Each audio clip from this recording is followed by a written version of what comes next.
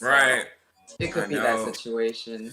And what's so crazy, KK, on the day before I lost my wallet, I was at the mall, and as I was walking, and I saw a card on the floor, and it was somebody's driver's license. So I carried it, and I walked into the mall, stopped what I was doing to find a security so I can give it to that person, because I know how that feels. And then 2 days later, I lose my damn wallet. That is so awesome. You know what? Let's share 2 times that we were on a hike. First time was me and the girls. We were on a hike, and I had dropped my phone on the way down. And this lady, like, pretty much ran to find us to return my phone to me. And I was so thankful, because, like, my phone is not an inexpensive phone.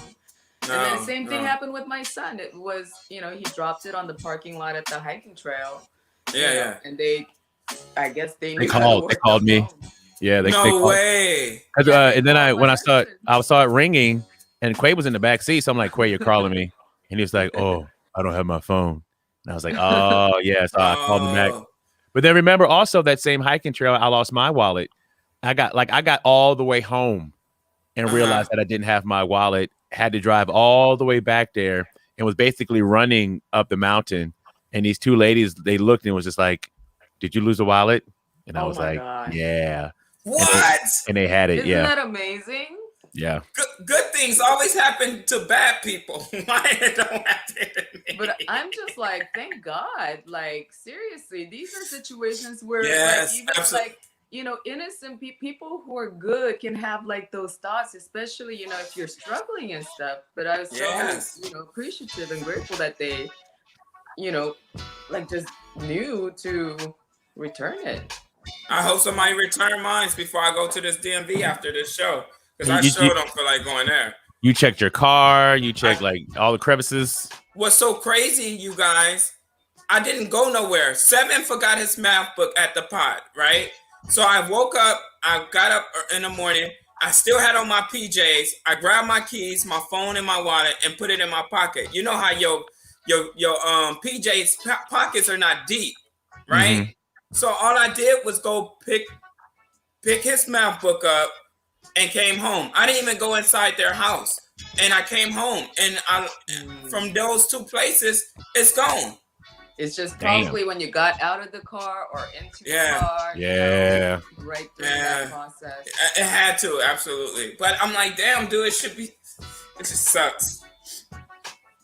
It's inconvenient and uncomfortable knowing it's out there. And, hopefully it's just simply replacing those items. Yeah. Hopefully they won't use the identity, Yeah. It's okay. Sucks. Be okay. Just you pray that everything works out. Hamdulillah. Hamdulillah. Bring my wallet. Hamdulillah. Bring my wallet back to me. Hamdulillah. No. How's Camille? That's how you get it back. They good. They good. 7's at his pod right now as we speak. And Camille I guess she went to go drop him off. Yeah, I think she went to go get coffee and stuff. Cool. You still drinking coffee, or is it just for? No, that's been over. I haven't drunk coffee in a year since my injury, because I was drinking it for my job. You know what I mean, with the kids and stuff. Right. No, I haven't drunk it since. But I've been eating terribly though. Terribly. I thought you were losing weight. Boy, I when I saw that, I lost it real quick. I said, "Oh, I can still lose weight fast." So I'm still in that mind frame. Mm-hmm. I'm still in that mind frame. I told my husband a while back saying, it's difficult to lose weight, but I've also learned that, if you really try, like for people who are naturally skinny, it's difficult for them to gain weight too. So once I got that, process in my head, I can control my weight. I have like 1 pound gauge that I have, where, top up, I don't want to pass here and I don't want to pass here, bottom part. Yeah. But Camille is losing a lot of weight. Very good. And she's looking good too. Yeah, I'll be wanting to hit all the time. 6 months.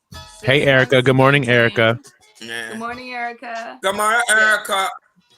if she is able to maintain her good schedule for at least 6 months, then it should be just routine for her and be able to just keep it off, I would think. Because that's how I feel right now. It's like I have like 5 to 10 that I go back and forth on, but he knows that. I mean, he made a comment to me. He's like, people must really hate it that you know, he says I don't put much work into it. I do put a lot of work into it.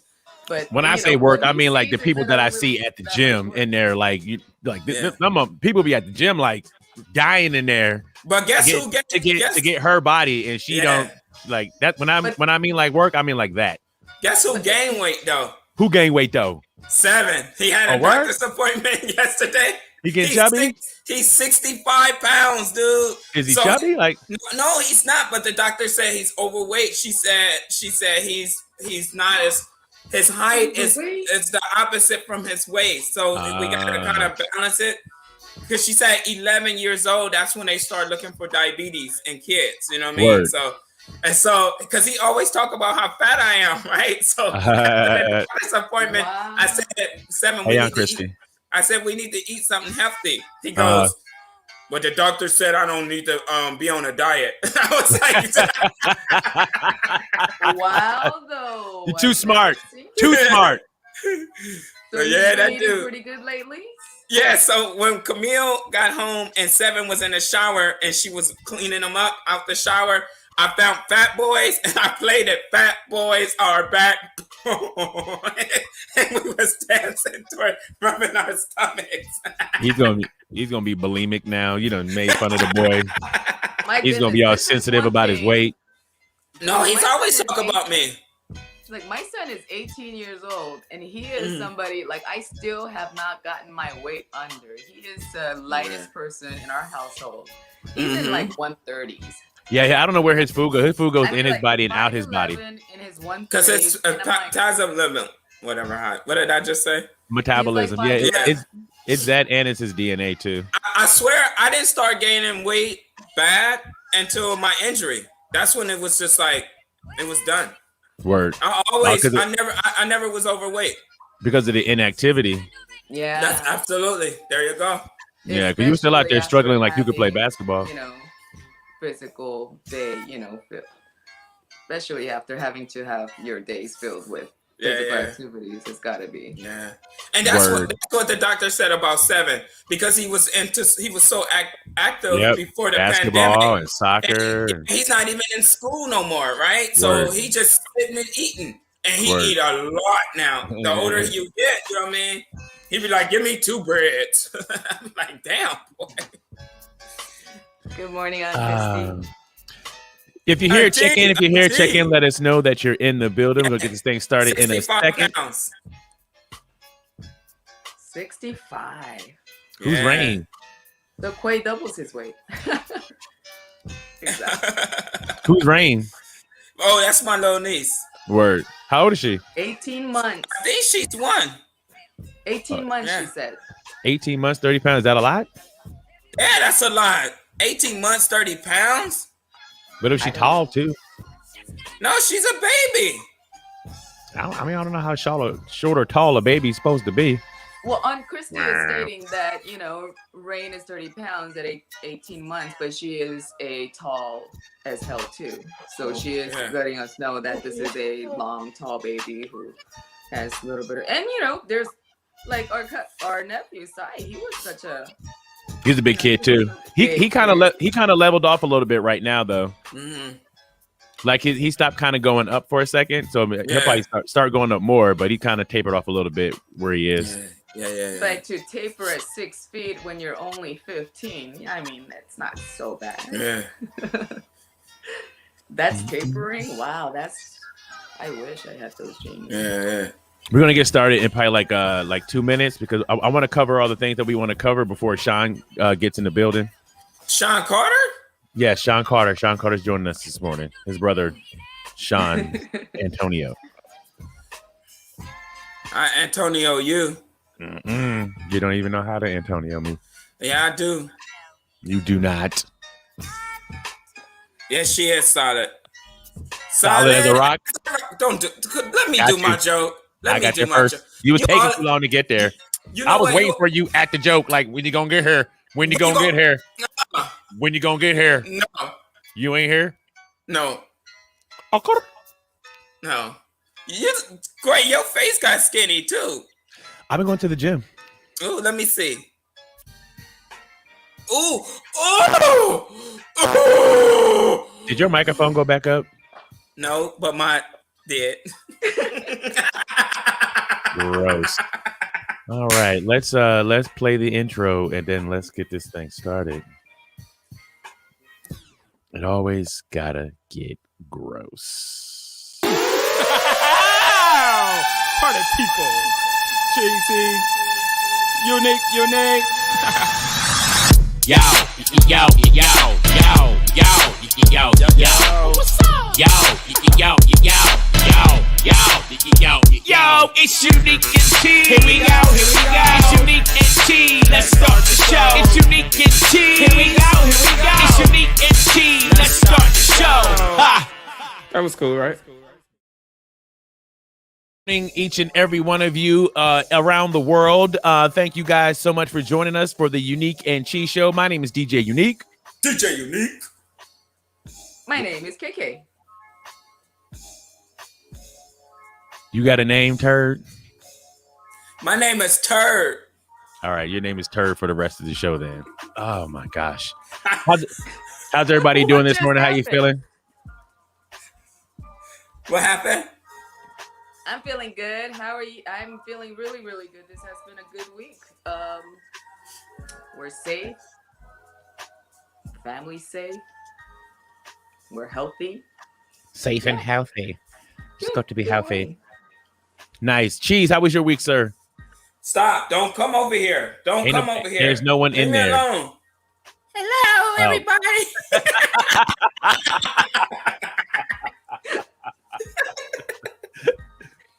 No, my weekend was good, dude.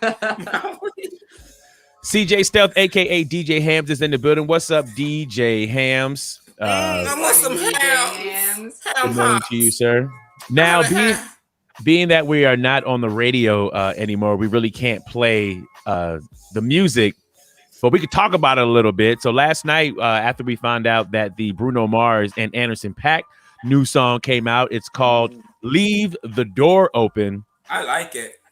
It gets 3 thumbs up from me. Like, that record that's a good record. They did good on that one. Where you gonna put the third thumb? In the thumb spot. But turn up. It's a great song. If you have not heard it yet, check out the new Bruno Mars Anderson .Paak. It's called Leave the Door Open, and it popped. Also, somebody Drake dropped 3 songs last night too, just unannounced. And it's dope, it's good, but it's still like Drake just talking about what he did yesterday. You know what I'm saying? He did give a like a Kanye line, like he talking about he need to go visit Kanye because he needs Jesus. I was like, oh, are they not beefing no more? I like that. I hope so. That warmed my heart because come on, brothers. Come on, brothers. Yeah. That's like Malcolm X and Huey Newton fighting. Like, Word. Y'all want the same thing? You want the same thing. Come on. So hug it out. Kumbaya. Yeah. There's nothing wrong with being upset, but get over it. Like, come on. Do you remember when we were in a rap game and we had a beef track against each other? Yes, I won. That's okay. Mm-hmm. I didn't want to put mine out. I guess. Anyway, Revenge of the Nerds. So thank you guys for joining us today. We have a great friend of ours, Mr. Shawn Antonio, that will be here today. Thank you. So hopefully you have your notebooks and stuff ready for when Shawn Antonio gets into the room. If there's anybody that can defibrillate your life, I mean, what is the thing called when they clear and it does defibrillator? What is that thing called? Yeah, so he's going to come in. He's going to come in this morning and he's going to hit that. So let's get into some of these things before he gets into the room. First things first, big shout out to Amazon because they released Coming to America 2 yesterday instead of today. So we had the opportunity to watch it. And I would just say this. They did not let us down. Coming to America 2 was very entertaining. It was funny. They covered all the bases of the original movie. and then they added the new flavor of this movie. Before I drag on, Miss KK, what did you think about Coming to America #2? As you have, I have enjoyed this movie thoroughly. Also, I love that this is a sequel and not a remake, and yet, I mean, it had the sequel feeling. I mean, it was definitely a sequel, but it had the remake feeling. But because it was a sequel, you know, you weren't really comparing.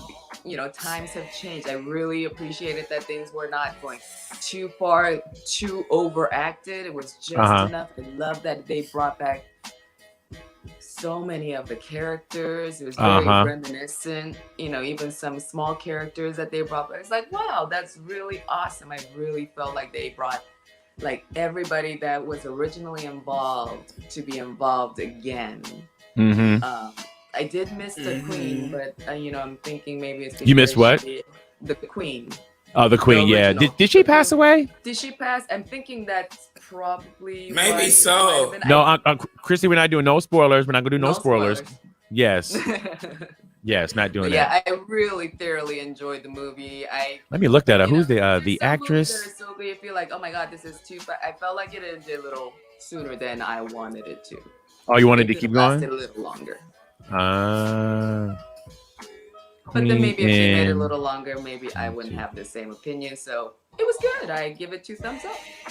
Oh, that's excellent. Madge Sinclair was the lady that played, and yeah, she passed away in 1995. Oh, that's why. Wow, she was only 57 years old. Oh. And I really Sinclair was married to Royston Sinclair, police officer, to 69, had 2 sons, Sinclair D, Mary, blah. She died December 20th, 1995 after a 13-year battle with leukemia. Oh. So rest in peace, rest in peace, rest in peace. Thought it was Naomi Campbell. Oh, DJ Hands, I'm gonna need you to wash your ass and brush all your teeth. That was not even close to being Naomi Campbell. But yeah, rest in peace to her. Yeah, I liked her too as the Queen. I thought she was really I like Queen to be Headley. I thought she did really good. I won't do a spoiler alert, but I will say this. Hush your mouth. When you get to the end of the movie and you see Tiana Taylor in the dress that they have her in, then you're going to be like, shout out to the director and the cinematographer or whoever angled that just right. Because you couldn't ignore it. You couldn't ignore Tiana Taylor in the body dress. It's the body dress that that's my only spoiler alert. But it is. This is that R&B. The R&B singer, yeah. Okay. Yeah. Because he had mentioned it. Yeah, I do agree. She does have a really nice. I could see what he's talking about. I mean, she got body. Abs, yeah, she's top 10. Her body is so sick. Yeah. So yeah. I totally. She's beautiful. She's beautiful.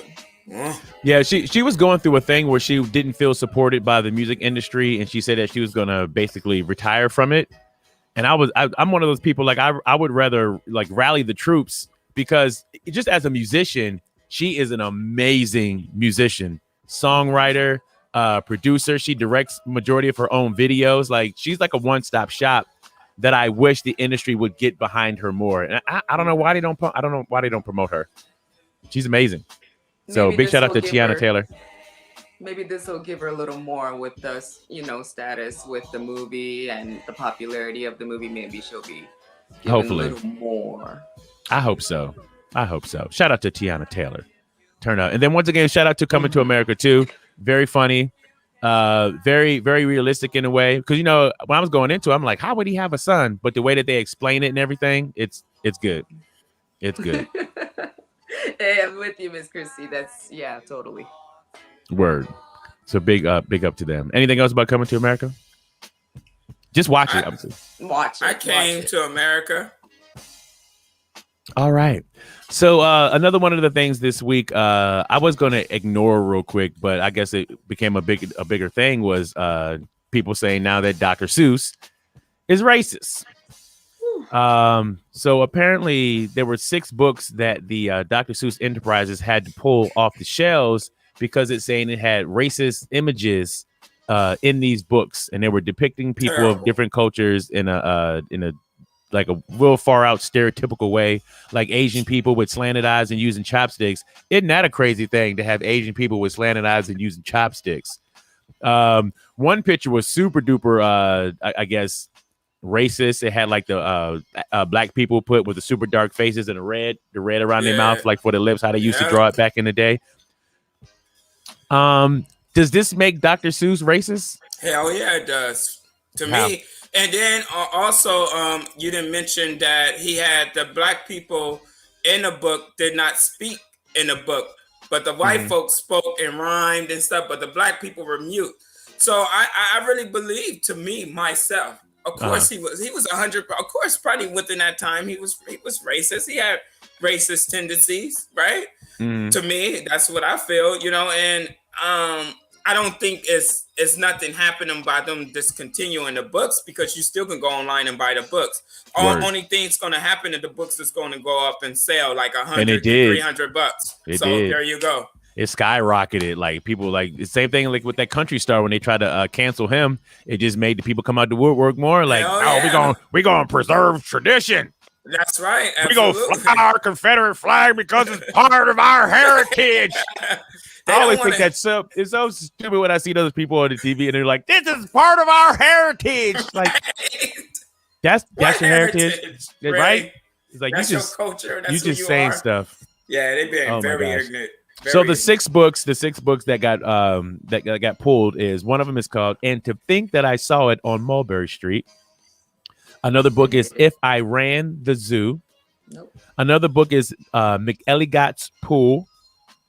On Beyond Zebra, Scrambled Eggs Super, and The Cat's Quizzer. Those are the six books that got pulled. And it's so sad because my son grew up off. I mean, he loved these books. This is where he learned how to read these books, man. Same here. We had the series. We had a lot of the series. It's like, but I mean, what in America is not racist? When you break it down and get into the truth of it, to everything, to even using the word picnic, right? Even to the master lock. I mean, everything. We have to get rid of so much of everything. It's just a part of America. The racism and what stands behind it. So I don't know, man. We'd be picking our hairs for the rest of our lives. Let's see what you think about this, and people in the comments too. I was thinking this way, because yes, it's bad what they put in those books, but it showed the time period of what it was like. So in a sense, I think they should leave some of this stuff in the books so they can show and be vulnerable and expose themselves to the way that it used to be. And then you can have the discussion about why it's wrong. But if you get rid of it completely, now you don't know that something bad happened and you're just moving on with life like it didn't exist, when it does and still does. So I kind of personally feel that they should leave it in so that we can have the conversation instead of just, throwing it away. Right. What do you think? Right.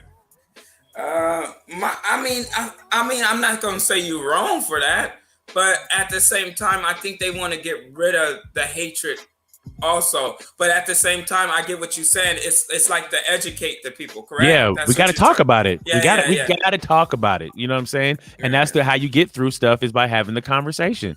Yeah. So if the little kids can see and ask mom and dad, well, what does this mean? Well, why is that? Well, baby, back in the day, it was like this. As you can, and then you can also show your child how far we've come by for them being able to see where it used to be. Yeah, and we can even go back to Walt Disney, right? The first characters that he was created in Mickey Mouse. Oh, Mickey Mouse was horrible. And the racism behind that.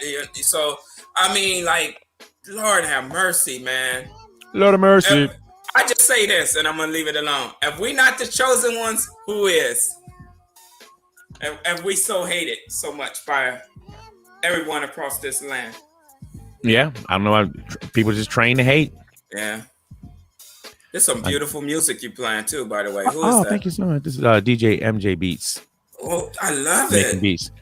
Aunt Christy says she's still mad about Miss Aunt Jemima. Sir, are you mad that they took her off the bottle? What is it that you're mad about, Aunt Christy? Because my assumption is that you're mad that they took her off the bottle.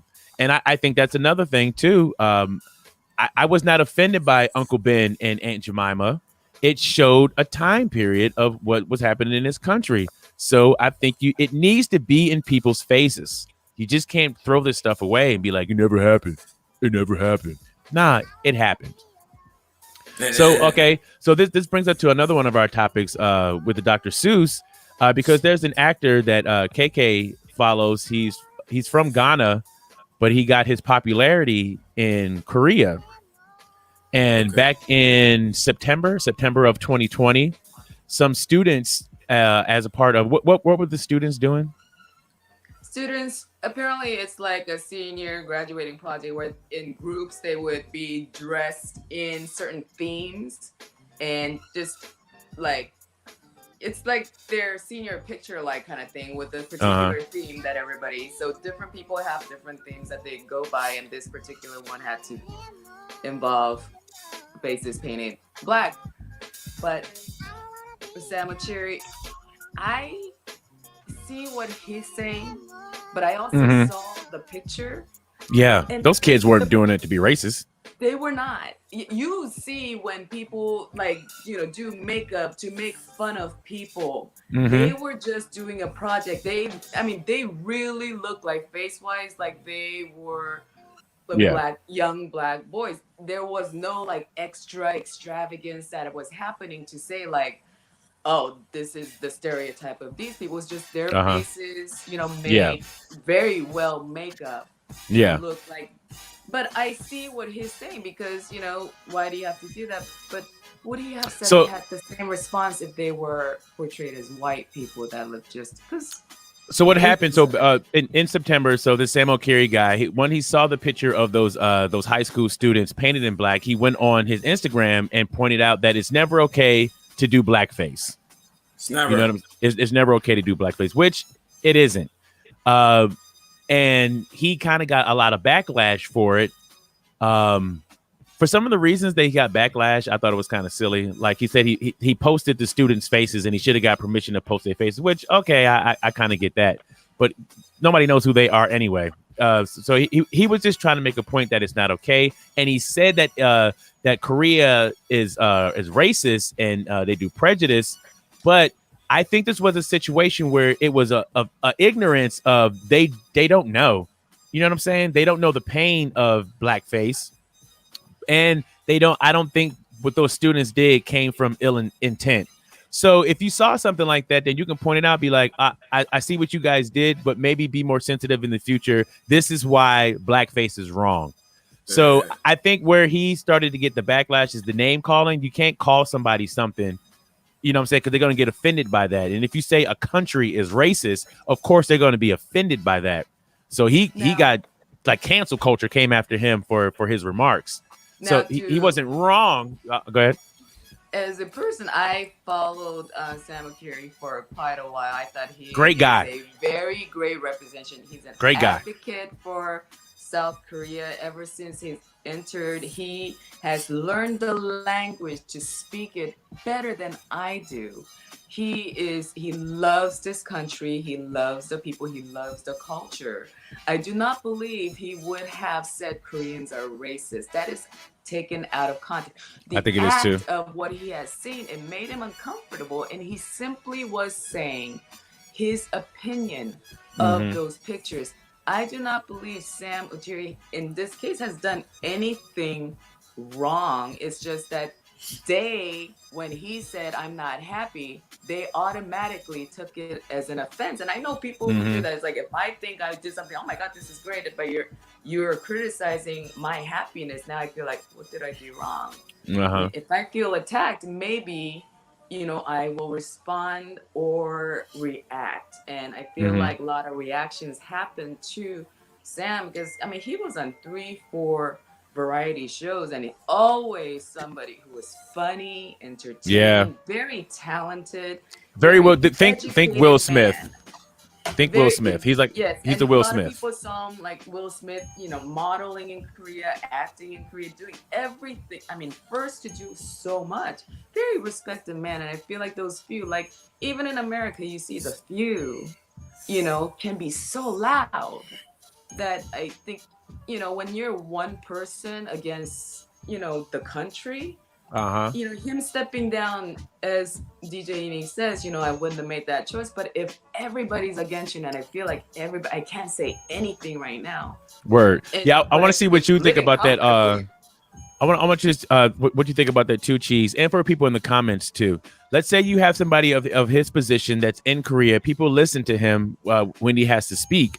He received backlash and basically went into hiding to escape the backlash that he was receiving for his stance. Yeah. Do you think it's better to just take the criticism, but still be in a position because they still need to see you so that you can educate people on why what happened was wrong? Yeah, to an extent, but I think some people are just not built, for that much criticism. Some people, like, they put up that white flag and be like, dude, you know what? I tap out. I'm not in it for this. You know what I'm saying? Yeah. But I mean, I get it. He should stand up and say, you know what, and take those punches. You know what I mean? Like,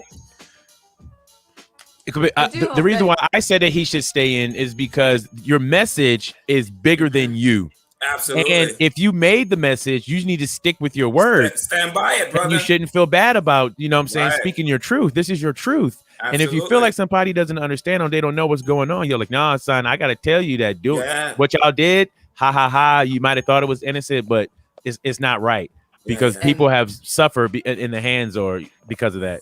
Yeah, and I'm with you on that because that's what he has communicated. He said, I want to be the president of Ghana. I want Korea and Ghana to work together. I mean, he is the first person to have taken Korean media to Ghana to show, his country, his city, how they live. And, he's made those kind of connections where, even the politicians know who he is in both countries. Yeah. Oh, that's pretty dope. And I do feel like he maybe, during this pandemic, maybe he's under a lot of pressure that, because it is. Well, now that you said that, you said that though, it's if he wants to be president, he really can't worry about what somebody's going to say about him because they're always going to say something against you as the leader of a country. You have to have tough skin. Right. So even as you say, listen to me, as I say, like when I saw those pictures, to me, I didn't find it to be offensive, but I didn't either. To be able to I'm see black. it from his point of view, And if he's uncomfortable because he's portrayed in a wrong way, or in his history, that's to him it's pain, then I have to understand that because I would want him to understand my pain. Absolutely. It's like being in a relationship, right? Like me and my wife.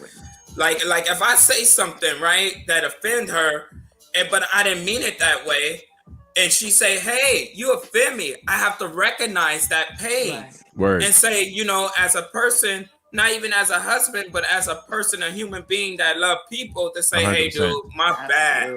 Yeah. So this is pretty good. Very good, Cheese. Because one of the questions that I wonder is can you say what you feel?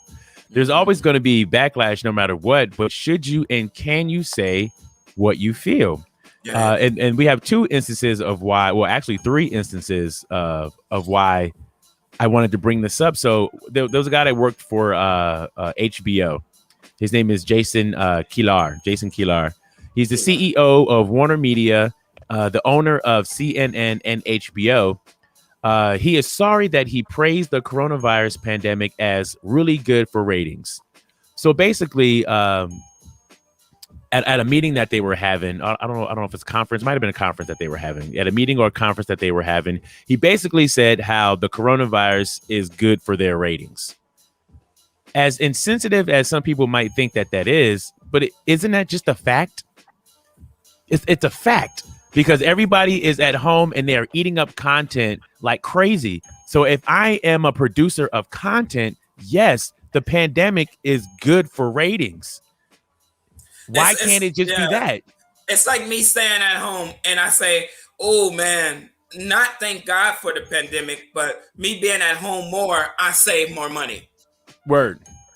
Yeah. It's like I'm not You found a light in a dark situation. Absolutely. Because he came out and later had to say, of course I don't want the pandemic. Of course I want the pandemic to be over. It's like, why would I not want the pandemic to be over? But it's a fact that the ratings have gone up. I'm gonna take these ratings. I'm not gonna say, oh, I don't want that because we got it on a bad situation. Hell no. I'm gonna take the joy that's what's in it. Word. In the same speech or same thing that he was at, he also got in trouble for saying he announced that there is an ad-supported version of HBO Max. So you can get HBO Max, you can pay the regular amount for it, and then also there's a cheaper version, but you got to watch ads, like most of these streaming services. I take ads. And he said he said the ad will cost less. Well, he said HBO Max that will cost less than the ad-free version. He said because it turns out most people on this planet are not wealthy.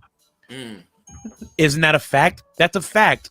Most people don't have a whole bunch of money, and if you can have a cheaper version of something, you're going to take the cheaper version of something because you can't afford the more expensive version. I would take commercials all day if it's cheaper. Word. It's cheaper to cheaper. It's cheaper to cheaper. So it's mind-boggling to me that people can't say a fact or a truth because somebody's going to get offended by it. But I mean, like, shouldn't the person that is being offended be the one who really is at fault? Because what did he say wrong? I mean, what did he say wrong? He's talking about you're being me. insensitive to poor people. About me, and I'm saying he's not saying anything wrong. Like, I'm letting him know, like, yeah, I'm not as rich as like you are, or pretty much, you know, a lot of people. So to me, I don't feel offended because it's the truth. It's the truth. I can't afford cable. I can't either. I'm about to say, Christy, you rich. You got DirecTV because DirecTV, man, that's expensive. That's like expensive. $1,000 a month. I'm trying to get Orange and Select back. You know what I'm talking about? With the key. I don't remember that. They had that. Oh, see, you're a little young. You're young. No, you young, brother. Okay. Well, it was Orange and Select before it was cable, and my brother used to find the key. His nastier.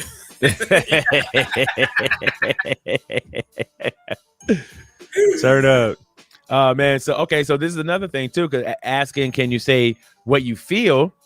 And the ability to be able to say what you feel. And let's use celebrities let's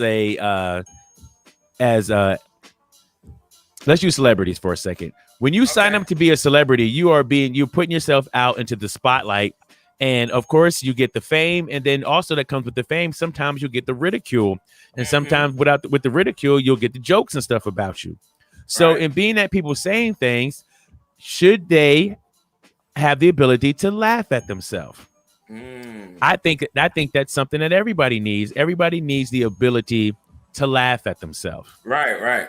So right now we have two situations. We have Sarah Silverman, for a Paris Hilton joke she did 14 years ago, and then we have Taylor Swift versus the TV show Ginny and Georgia on Netflix.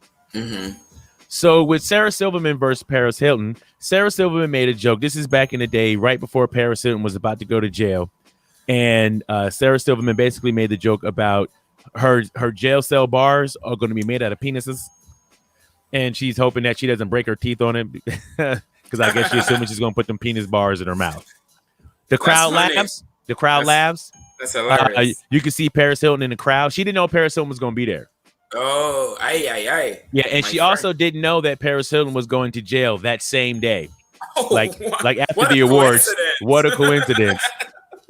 So you can see Paris Hilton's face during the joke, and she's flustered, of course, because she's the butt of a joke. You have to be able to laugh at yourself, especially if it's funny. You know what I'm saying? No one made you have to go to jail if that's what you're being uber sensitive about. No one made you be super promiscuous if that's what you're being uber sensitive about. So whatever you're being sensitive about, no one made you do those things. So I think you should be able to laugh at yourself. It'll just make life that much easier. So before we do the second one, anybody want to chime in about this? And Sarah Silverman apologized. She apologized for this. For what? Like, dude, because she felt bad. She felt bad.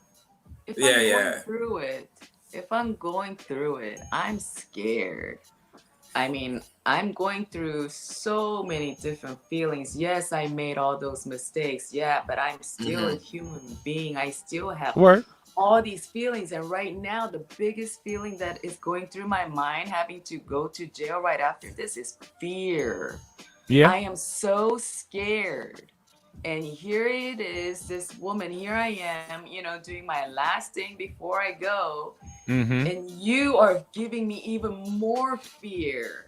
More stress. I already think I'm going to be raped in these things. I already know, like, I don't have control that I have.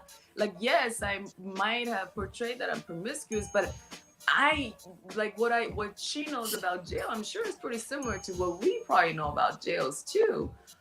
But it's a joke, but at the same time, it's a joke about me. And right now, I'm not in that state of, like, somebody saying, calm down, but you can't. You just can't. But you're being told, like, this is just a joke, but it's not to me. It's my life. It's my life. To you, it's a joke. To me, I am 100% that person that is facing that fear that I've never faced in my life, never been prepared for. So, I mean, I can see why she says, yeah, it really hurt me. And I could see why that feeling at that time could carry on. Because I know if I've been, like, one word that was said in the wrong way, like, it sticks to me. Like, that person be like, oh, I didn't even say that to you. Like, I just heard it, but because I thought it was said to me, like, whoa, like a little ring goes off and you feel that. And this is directly, we know it's at 100% at me. So I think she has valid reasons to not laugh and be hurt. Yes, you can afterwards, knowing this after getting the apology, I think she can get over it.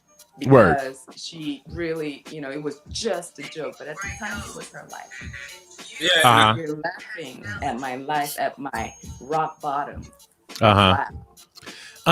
Yes. Yeah. But I guess my personality, I'm leaning more towards what Chrissy's saying. Like, it's just a joke. Life happens. You know what I'm saying? Unfortunately, you made a mistake, and it's funny. I found you're the butt of the joke right now. Yeah. So ha ha ha. And then also, you guys, it's jokes can be funny, and then some jokes can be like intensive of being just too far, right? So you gotta have that fine line. Okay, that was just a joke, but now if she would have said something about her mama, and like sometimes jokes can be like, now you're taking it too far. Now the intention behind it, like what I'm saying. Like, you're not telling jokes right now. You're trying to hurt me. You're trying to hurt me, right? She wished her harm. She said, I hope she breaks her teeth on those bars. She said she hopes she doesn't break her teeth on those bars. Is that what she said? She doesn't? I guess I missed that word. But like I said, the joke worked great. It was a great hit. But what my thing is, to that one person, it wasn't a joke. And really, that you got to be able to laugh at yourself. Especially if you're out there, you're a celebrity. You're not a celebrity person. I think I wouldn't have, like my auntie said, I wouldn't apologize neither, not on that count. You know what I mean? Because I feel like I'm a comedian. First of all, this is my job. This is what I do. You know what I'm saying? I'm not it ain't like Bob Marley up there telling jokes. He's a singer, right? So if you're a comedian and Eddie Murphy telling jokes, I can't be sensitive if I'm sitting in the front and Eddie Murphy be like, look at little black, he like a Spike Lee. You know what I'm saying? I'm like, it's jokes, man. It's jokes. I can't argue with you on that. But what I'm saying is, while it's a joke, see a little broader into the joke. You don't have to apologize for the joke because that is your job. But this person she said, I saw her expression immediately after she dropped the punchline, and she immediately felt remorse. So she sent her a letter 2 days later. So this was not something that Paris had drawn out of Sarah Silverman. This is something that Sarah Silverman openly knew that she had done wrong to another human. And I can respect that too. I can respect that, KK. So it was really good. So Sarah Silverman, she has like a podcast that she does, and she said how she felt bad immediately after making the joke, and she did write her a letter of apology a few days later. after the awards, but unfortunately, that letter never got to Paris Hilton. So recently, Paris Hilton was on a different podcast, and she talked about that scenario. So it kind of hurt Sarah Silverman to know that, oh, man, this is still a thing. Like, I apologized to her back in the day. It's unfortunate that she didn't get the letter that I wrote to her. That sucks. So I thought that was big of Sarah Silverman to be able to take the responsibility for that. My thing I was wondering is, can you still like respect the fact that it was a good joke though? Like, oh, I'm so sorry it hurt you, but it was a good joke though. Because the intent wasn't to hurt her. I think it was just a joke. It was just a joke. You have this opinion about this. But when that rapper wrote those lyrics about Kobe and the chopper, you were so offended. You're like, True oh that. my God, it's so soon. But that was to me that was more personal though, and to me so personal to Paris Hilton. Oh my God. But she didn't die. She didn't die though. Kobe died. Using a bar that killed. For you to feel bad for her? Is that? I mean, nothing bad was happening to her. Yeah. Nothing bad was happening to her. She put that all up on herself. Kobe didn't put that on himself. But it's two different things, KK. No, absolutely not. You can't. Go ahead. It's two different scenarios. That's two different scenarios. That's the same one that James was talking about. Now I'm talking about your mama. You know what I'm saying? Yeah. You're being like you're doing that on purpose. Yeah. You know what I'm saying? And it's the difference between a joke and it's different. It's different. I don't understand how. I really don't. Because the Kobe line wasn't a joke. It was a rap line. But it wasn't a joke. Like it wasn't. Why is a lyric from a song not okay when a joke from a show is? And it's directly attacking the people we all know. I don't know. I don't see the Kobe thing as trying to be funny. No, I do see the Paris thing. What I'm saying is Kobe thing is not a funny. It's just a line. But if people were offended, I don't think he meant to write it as a funny. That would be horrible. It's not. But it's a rap line. You were offended because he made a comparison. You know, use it as a thing. I would never think that rap. Well, look at Kobe and Chopper as a what we're saying is two different scenarios. You have one scenario where somebody put themselves into trouble, so you're going to be the butt of a joke because you made a mistake and you put yourself in that light. And then you have somebody else who was killed in a horrible, tragic accident with other people and their daughter. And his daughter. What I'm saying? And his daughter. So it's not the same thing to me because one was asked for, the other one was not asked for. Okay, good explanation. Thank you. Word. That's how I see the difference between those two. The other scenario that happened is Taylor Swift going against the show Ginny and Georgia, which does anybody watch that show Ginny and Georgia on Netflix? It doesn't even interest me. Word. But I see why it was a number one thing for past week or so. This must have been the reason. Because of the controversy of it. So basically on the show, one of the characters, there's two girls talking to each other, and one girl says to the other girl, well, what do you care? You go through men faster than Taylor Swift. That was the joke. Yeah. Taylor Swift responds and says, hey, Ginny and Georgia, 2010 called and it wants his lazy, deeply sexist joke back. Oh, come on. You're reaching. You're reaching because one, again, you are a celebrity. So you are in the spotlight. One thing that we see on TV, in interviews and everything that you do and in your own music is you go through a lot of dudes. You do. And in life, we see and no one says that it's guys can do that, but girls can't do that. No one says that anybody can't do that, but there is evidence that you do that. So if somebody who goes through a lot of guys is talking to me about relationships, and I'm like, well, what can you tell me? You go through guys faster than Taylor Swift. I don't see what the harm in that is. Yeah, because I don't think Leonardo DiCaprio would find that to be offensive. You know what I'm saying? Yeah, you go through more women than Leonardo DiCaprio. He'll be like, what? You can't say that about me. Like, I'm more than that. I'm more than that. And she only went back to 2010 for sexist comments. So I in this scenario, I think Taylor Swift needs to wash her ass and brush her teeth because come on, girl, laugh at yourself. Come on. You put yourself out there in that light. You know what you do. You know what you do. You make albums about it. Yes, you do. And you mock the guys and you talk about personal events that you have with these guys. Word. Come on now. You do it too much. Come on, Taylor. Herself. Okay. Come on, Taylor. She's self-exposing. I understand. She's self-exposing. She's putting herself out there. Yeah. And she'd be like, "You can't talk about me. I could talk about myself." Maybe that's what it is. You're taking it away from her. Yeah. I know. She's like, I was gonna put that in my next album called Taylor Go Through Man. You ever had like a family member that everybody talked about, but it's okay when a family talk about them, but a person outside, you be like, 100%. You be looking at them like, wait a minute, that's my brother. You can't be saying that. I can only say that. So I guess it's kind of like that. Maybe she meant it like that. I don't know. It is true. So Erica says it is like this. She says they're perpetrating this stigma. I personally didn't see the entire episode of that show, but I think I don't think it's sexist. Yeah. I don't think it's sexist, because if that's what she's doing, then why can't you comment on the fact that that's what she's doing? No one says that women can't do it. Men, it's okay for men to do it. It's not right for women to do it. Like, I didn't get that out of that line. Yeah. What I got is, I know that this is a person that goes through men, period.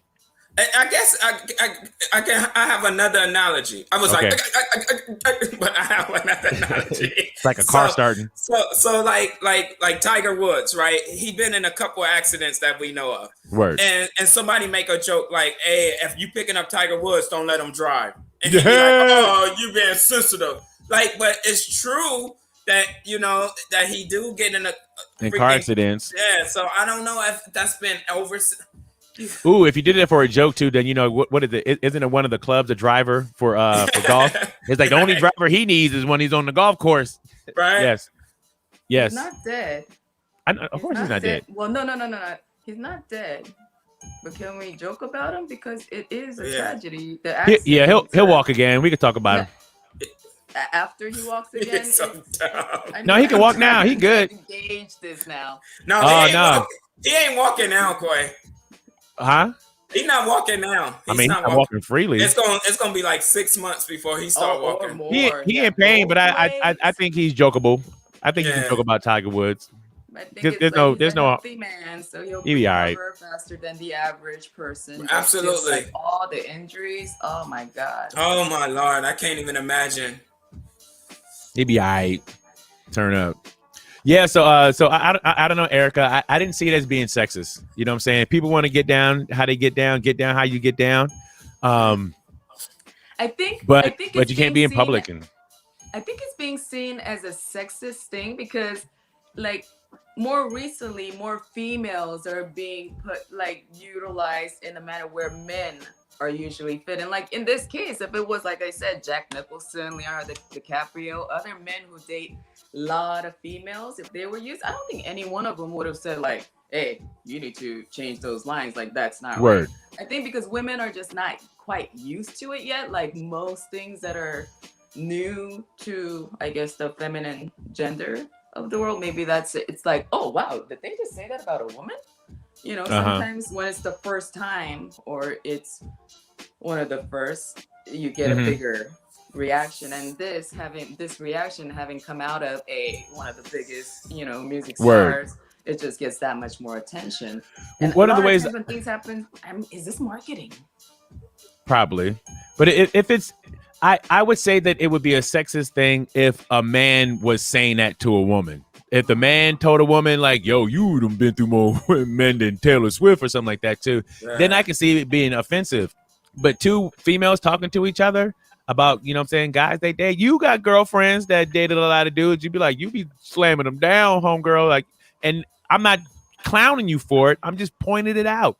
Erica said it's different because it's her personal life. Yeah, it's a personal life, but she puts her life on display. So her personal life is public. That is what you basically sign when you sign the contract to want to have the profession as one of the biggest pop stars in the world. Your life is now public. I wouldn't give it. I maybe it's just me, and I know money don't cancel out everything. But if I had that, I wouldn't care. You call me a hoe, I'm a hoe. I'm sold. Word. I'm counting my money. My money. with my honey.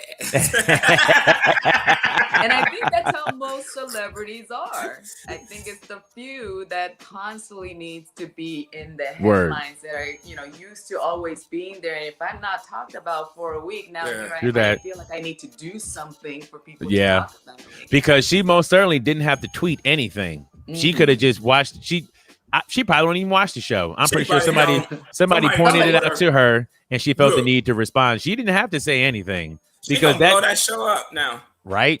Because the most powerful thing you can do is don't say nothing at all.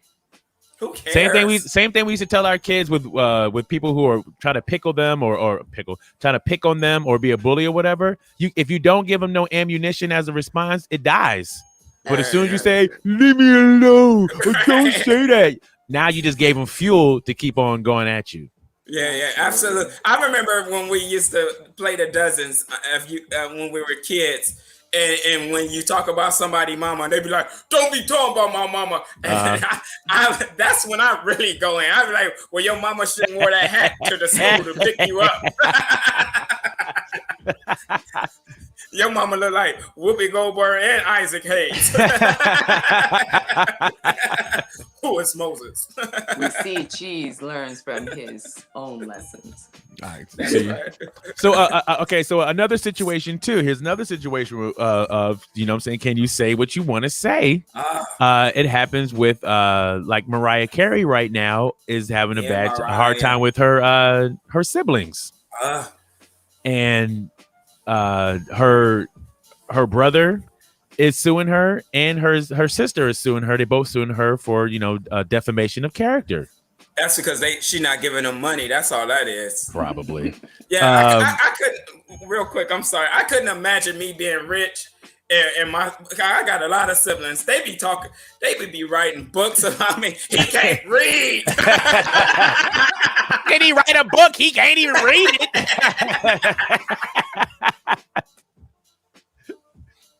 Right? So I can imagine what they go through. Because she had a problem with her sister too, right? Yeah, her sister also is suing her for defamation of character. That's crazy. Now, I'm wondering, did these siblings ever look in the mirror and see if what she's saying about them has any validity? Basically, she said that her brother had anger management problems, and he's manipulative. And he's saying that her saying that about him is affecting his business. He's a record producer, a fitness trainer, an entrepreneur, former model. Sound like he's trying to dib and dab and do a little bit of everything. What artist he got? his other sister, not the Mariah one, the Allison one. Nice like this. So if you had a situation where you were violent and manipulative, that means that you are violent and manipulative. You know what I'm saying? It's not your end all be all. If the people who know you now, you know what I'm saying, and they're in business with you, they've never seen that part of you, then they're not going to buy into that whole story. They're just going to be like, oh, that happened? Oh, yeah, that happened way back in the day. I had an argument with my dad, and, cops were called, and it was a real bad situation. And you move on with life.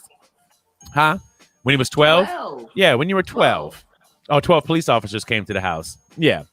So you let it happen. You let bygones be bygones, and you move on with the rest of your life. I think them trying to go after her is just putting more fuel on the fire, and it's making you look even more manipulative because you want to sue your sister for saying something about you. Come on. Now, and then my thing was, you ain't even famous. Like, how can you defame somebody that's not famous? My point of this is like, if I'm a celebrity, does not mean like I can't tell my story. Because, well, you can't be lying about me. I mean, like, every household has their dirt. Word. Yeah. True. Everybody has gone through some moments. She could have picked that one moment where you had a break. And Word. To her, that was it was traumatic. Stuck to her mind. Yeah. Word. I truly believe Mariah Carey is a rich ass woman. She's had her 100%. lawyers read through this. She's had editors. She's had multiple people, and everybody Word. said, no, everything should be fine. Like, you're not saying anything. This is everything can be. I have not read the book, by the way. So, but clearly, like, first thing you said is they're not getting paid. They're not getting paid, and that's what it is. I feel like she is just her she's brother been drained so much to a point. It's like, dude, like. To say for the brother though, the brother is not trying to sue for money. He just wants to sue to have that information taken out of the book. He doesn't want that being said. I know. I had explained that. I know that you said it costs money to change it and everything like that too. But I understand that. And I can understand if he was like, no, you owe me $50 million for talking bad about me. Yeah. He basically saying that what she's saying is not true, and he wants that taken out of the book. Oh, I see. So that's different. More costly because all those books have to be destroyed to just change that one line or whatever. But if it's a lie, watching a little bit of how if it's a lie, published and made and the process, still, you're not asking for money, but for you to ask for that change, it's a huge process. But if it's a lie, what if I come out with my book and my whole book is great and wonderful, is doing well, but I put in my book that you shit to bed at night? You know what I'm saying? You'd want that tell me my story is a lie. It's my life, right? Kind of thing. Okay, back to what I'm saying though. If I put out a book and in my book I wrote about you, I put there's a chapter about KK and KK poops in the bed in my book. And you know you don't poop in the bed, when you want to be like, yo, you need to take that out your book because that's not the truth. Yeah, I get that. Or would I be thinking like, could he be talking about the time before he met me? Like when I was in I'm just kidding. But like, no, you're so nasty. You pooped the bed. I don't know. It's like, I just feel in this particular case, I'm with Mariah Carey because I'm more no reason to. I'm more because it doesn't enhance her book because don't nobody care about Morgan Carey. Ain't nobody waking up in the morning like, what's Morgan Carey doing? What's what Mariah? I didn't even know Mariah Carey had a brother or a sister. Neither. I didn't till today. What up, DJ the Force? JB Wright's in the building. What's up, JB Wright? JB Wright. Yeah. So that's where I was on. I'm on Mariah's side also because I don't know who are these people. I didn't know you had siblings, and all of a sudden your siblings are suing you now because you saying something. You say something about it. It's weird to me. 4 siblings. She has 4 siblings. There's 4. I'm sorry. Oh no, my bad. I'm sorry. Those 2 are the father and the mother. I would see if it was a celebrity she was talking about in the book. Yeah, and they like. Wait a minute, Mariah, I didn't do that. You know, like somebody like Brat, that's her friend or something. And then she writes something like, Brat, she don't wash her hair when she take her braids out. You know what I mean? Like, and then I would be like, hey, you can't say that. That I do wash my hair. I just don't do it at your house. You know what I mean? So I guess, you know. Mm-hmm. I don't know. What it says? JB Wright says, it's unfortunate that people forget the truth as it really is. He probably feels as if his actions were justified. I was going to say I didn't know she had siblings 5 minutes ago. Yeah, we didn't even know she had siblings. But that is the truth because here he thought one thing and then here's what really happened. And in his mind, he probably didn't do anything wrong. True. That's why, they always say there's at least 2 sides of the story. They say 3, your side, their side, and the truth. And then the truth. Quick question, you guys. What nationality is Mariah? I know she have a little bit of black in her. She's mixed. I think she's black and white. Okay. Yeah. Because, he definitely did not look black, but I don't know if he looked complete. He was more white looking, in my opinion. Well, what we saw, that might have been his son or something like that, too, because the picture that I actually saw of Mariah's brother, you can see that he's mulatto. Like you can see. You could? Oh. Yeah. Yeah, look up a picture of Morgan Carey. Like that's what I'm saying. He looks like the dude from Malcolm X. Every time I put it, it says Morgan Freeman. I see Mose on mine. So why don't you put C after Morgan? That was a bad joke. It was awful. It was awful. Anyway, so here we are. We have a great, amazing guest that we're going to have on the show today. So glad that everyone could join us. Let me do his bio real quick. Mr. Shawn Antonio. There is nobody quite like coach, author, and motivational speaker Shawn Antonio. Shawn specializes in helping people lean into their purpose and inspiring and motivating them to be bigger and better, no matter their personal circumstances in life. Shawn has died twice, almost 4 times, but he keeps coming back. Shawn knows he has a bigger purpose for being here. He initially pursued a career in medicine, only to give it up to follow his heart and enjoy a successful dance career. He has lived in 3 countries and 5 cities. His passions ultimately led him to Los Angeles, where he became one of Hollywood's most respected and universally loved nightlife promoters for more than 16 years. That's how I met Shawn, in the nightlife. In the nightlife. Shut your mouth. Wash your ass. In 2017, Shawn was accused of a crime he did not commit and could not afford to fight. Despite all the challenges that he faced, he dug deep and understood that there was a purpose in the design. In his darkest hours, he wrote his first 2 books and started coaching a number of friends, something he had been naturally doing for years as a passion rather than a purpose. Oh, wow. Shawn coaches a number of celebrities and executives, but is fiercely passionate about inspiring those stuck in the system, foster kids, inmates, and the homeless. Wow. My goodness gracious. It is my honor to finally have this man on this show. You guys be able to plug into his energy, take everything he says and apply it to your life. And you're going to have the greatest weekend and for the rest of your life ever. So round of applause and welcome to Mr. Shawn Antonio.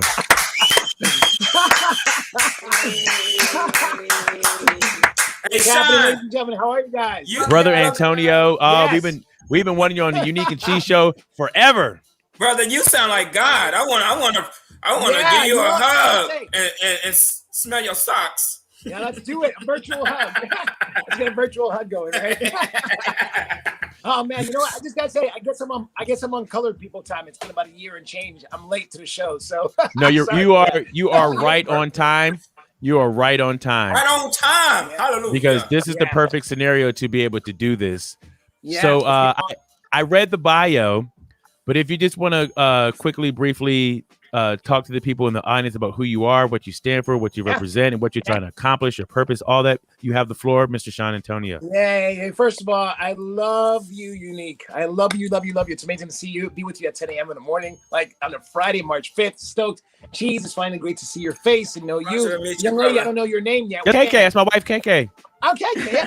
KK, yes. Hi, KK. Virtual hug. So, hi, KK. I didn't realize it was you. Hi. I love you. You're awesome. So, first of all, I just want to say, stoked to be in the show. And hearing my bio, I'm Shawn Antonio, everybody. All the stuff he said is true. I've died a couple times, almost 4 times.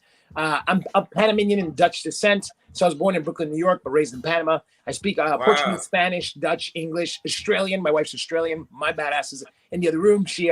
Her and my daughter are Australian from Adelaide, South Australia. So yeah, man, just to get straight into it. I've had some moments in my life where I was 4 years old, I had an asthma attack, and I died. I was 4. Heart stopped, everything like like in the hospital. I remember waking up and then having like this 28-hour period of sleeping. Like it was like this, like I was like dead. But we went to the hospital. I got revived, came back home, and I remember this weekend of just like, what happened? And I was 4. So when you're 4, you don't realize, that was a real thing. I kind of blocked it out for a while. When trauma happens, you block stuff out. So that's one of my first stories of dying and coming back. But yeah, man, my purpose. So now I am a life coach, a motivational speaker, and author. That's what I do for a living. That's who I've been pretty much my whole life without actually having the title. It's just the title I have now. And I found my purpose through being reborn, through going to Egypt during 11/11/11. I was there doing right between the Christian uprisings, the beginning of that year, January, and the end of that year, November. They had some crazy moments where the uprisings and political fights were happening. And my wife and I were business partners. She said, "You're going to Egypt with me this year." And I said, okay. And I was like, let's go. And I remember finding my purpose in that. Here's one thing I'll say about humans and us is that when we have a voice and we are something and we are powerful, we have to use our voice to change the world. It's really that simple. So when you find your purpose, and me as a life coach, I coach people all over the world. I've been coaching since 2003. I started my company in 2011, August. So this year will be 10 years. And I've coached thousands of people worldwide in all languages, all flavors, colors, homeless people, billionaires, huge A-list celebrities that are on billboards and TV and all good stuff. But, I just found that in my heart, I had these gifts to give away. And that's our thing. We got to give away the gifts that we have in our life.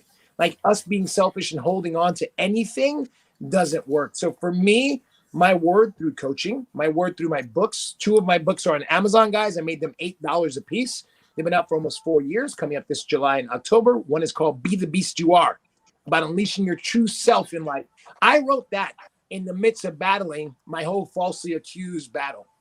250 grand of money I had to spend, borrowed from friends and family and anybody who could lend me money because I ran out of money. And I fought for my name to be cleared. I was accused of vehicular manslaughter without gross negligence, where some guy died, unfortunately. And he hit me. And I was accused of the crime. And I went to jail for 4 months. So actually, March 1st, this Monday was 3 years ago. I went to jail and surrendered and went to jail, not knowing what time I was going to be in there. So with Be the Beast You Are, I wrote that in the midst of my first ever depression. I was in a depression from the beginning of that year, 2017, when it happened. My accident happened January 1st, 2017, to like July 1st. So I had like this 6-month depression I didn't know about. My wife was like, babe, you were in a depression. I'm like, I was? She's like, yeah. I'm like, yeah. I wrote that book, Be the Beast You Are, coming out of that, about really just owning your shit in life, like really stepping into like, what are we waiting for to start living? So it's a very small read. It's like an hour-long read. And it's more like a guide, how to live empowered and just go out there and crush life. And then my follow-up book came out 3 months later about having amazing relationships. And during the holidays, this past holidays, they sell because people look at their relationships and start to rethink how they show up. Like, how are we showing up in our relationships? What are we saying, doing, being? Are we great? Are we shitty? Are we not living in our true potential? Like, I hate the word potential because potential is untapped power. Like, it's untapped power. We sit in this whole, like, someday I'll do this and someday I'll do that. And that someday never comes because we keep making excuses, right? So for me, hearing my bio is always so strange for me because, yeah, I've done all that stuff. I was studying to be a heart surgeon and went to med school and all this good stuff. And I was like, yeah, that's not for me. I was dancing already, built my own dance career, got bored with that, moved to LA, dominated nightlife here, Vegas, Chicago, Dallas, and Miami. Did a lot of great things. 3,865 events later, I got bored. And then, organically fell into this. So my motivational speaking gigs that I've been doing lately have been so much fun virtually, which is so weird not to be in front of like thousands of people that we can hug, right? Cheese, like big giant hugs, right? Like I miss hugs. I miss handshakes. And hugs, right? So yeah, man. So that's what I'm doing now. And it's awesome. Like, this is my purpose. And I'm so grateful to just be able to come on platforms like this and just share my energy, my love, what are we doing with our lives? When are we waking up? What are we waking up being every day? So I know it's a very roller coaster way of hearing about me, but that's who I am today. No, that's perfect. I thoroughly enjoy getting your emails every day. Like, yes. Those are nice little boosts of energy. You know what I'm saying? Because sometimes you need to hear, keep going. Mm-hmm. Sometimes you need to hear, what are you waiting for? Yep. Sometimes you need to hear, you got one life, take advantage of it. So to open up those emails and see those Shawn Antonio emails, they do benefit my day. So thank you so much. Thank you, friend. Guys, just to let you guys know out there, go on my website, ShawnAntonio.com, ShawnAntonio. On there, you can subscribe to my emails. I send out 5 weekly emails Monday through Friday that are different quotes and inspirational stuff. And it's a jaunt. It's meant to punch you in the face to wake you up. So I've been doing that for about a year now, I think. I think it's been about a year. Mm-hmm. And it just comes from my heart. It comes after meditation. I come up with it, and then boom, we put it out there. Yes. So, yeah. All right. So I want to jump right in. Go. I have one of my main questions is it's a 2-part: how to get and stay motivated. Easy. So get and stay, right? Get and stay. So let's talk about get first. So how do you get motivated?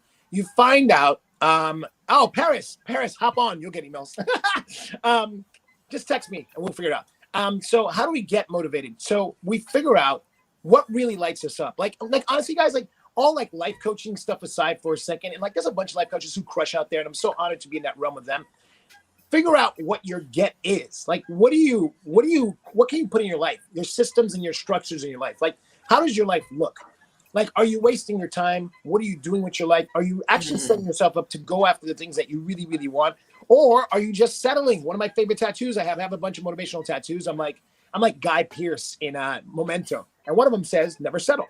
Nice. And that is to remind me to never settle. I brush my teeth with that every day. So I remind myself every day, what am I settling for? right? And I got this in January of 2011. So 10 years later, this is still my mantra. It still reminds me every day, where am I settling in life, right? So how you get there is you sit the fuck down and you talk to yourself candidly, look in the mirror and say, all right, what do I want with my life? What like realities do I want in my life? And removing all the filters of like, this happened to me and I'm a victim of this, like removing all the victimhood. Like, we're really good at being victims. And my email today that came out is no more suffering. So it's actually aligned with this conversation. Like, no more suffering. Let's stop telling all our debilitating stories. Let's heal them and let them fucking go. Like, stop, as I said in the talk I did last week, stop being whiny bitches. Remove all the whinery. That's a word I screwed up.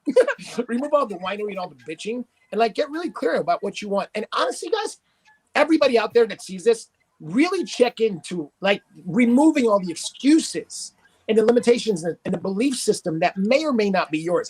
So how you get there is all of that and then sitting down and putting it into your life. Like fearless actions. One of my fellow life coaches out in Adelaide, her name is Grace Lever. She says, take massive imperfect action. So whatever that is, those daunting things that you're afraid of, do those things first and watch your life shift, right? So that's how you get there.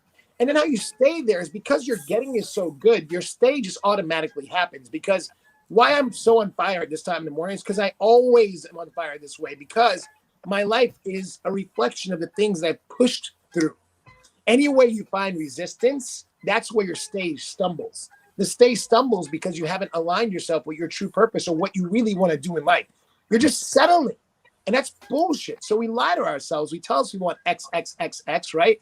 And I love what the way the world is right now with the people crushing life. Like, you think Elon Musk or Oprah Winfrey ever lived in, and I know they probably had their moments and breakdowns, right? We all have struggled and been through it, right? But you think they ever said, yeah, no, I can't do that. I can't change the world through technology. Nah, Elon Musk was like, I'm going to do this and I'm going to tell a bunch of people about it and we're going to do it. Oprah Winfrey was like, yeah, I'm going to create this fucking crazy empire in the television world and the movie world. And she did that, right? So the staying is up to you. It's from the inside out. And a lot of coaches say this, and I say it too. It's like, what's your why? Like, why do you exist? Like, what are you doing here on this planet? Why do you have breath and somebody is taken off today from COVID? Like, seriously, I think about it like that. Like, why am I still alive?